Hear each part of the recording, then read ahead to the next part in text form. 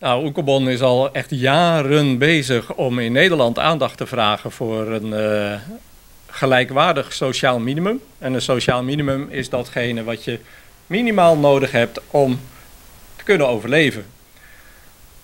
Dat heeft uiteindelijk in 2016 al geleid tot een motie, zowel in de Eerste als de Tweede Kamer. Stel nou een sociaal minimum vast op basis van de kosten van levensonderhoud. Daar is in 2018, let wel, pas een rapport over uitgekomen, terwijl wij in 2014 al ervoor, mede samen met OLB ervoor hebben gezorgd dat het Nibud het berekend had. Maar goed, in 2018 is dat nog eens officieel overgedaan. En daaruit blijkt natuurlijk dat er heel veel mensen zijn op Bonaire die een inkomen hebben waarmee ze niet rond kunnen komen.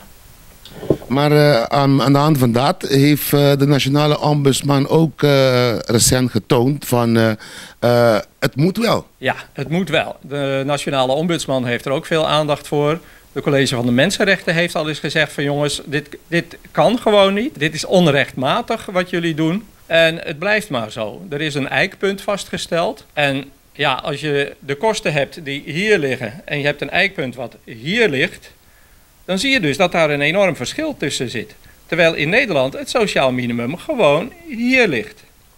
En wij willen dus niet een gelijk sociaal minimum, maar een gelijkwaardig sociaal minimum.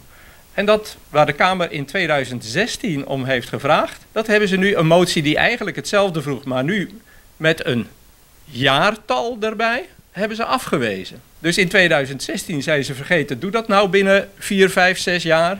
En nu 6 jaar later vragen we, doe het dan binnen 7 jaar vanaf 2016, doe het in 2023. En die is ook weer afgewezen. Doe er eens wat aan, want het is een verantwoordelijkheid van Nederland. Nederland heeft een grondwettelijke plicht om zorg te dragen voor een minimaal bestaansrecht van zijn inwoners. En sinds 2010 zijn wij inwoners van Nederland.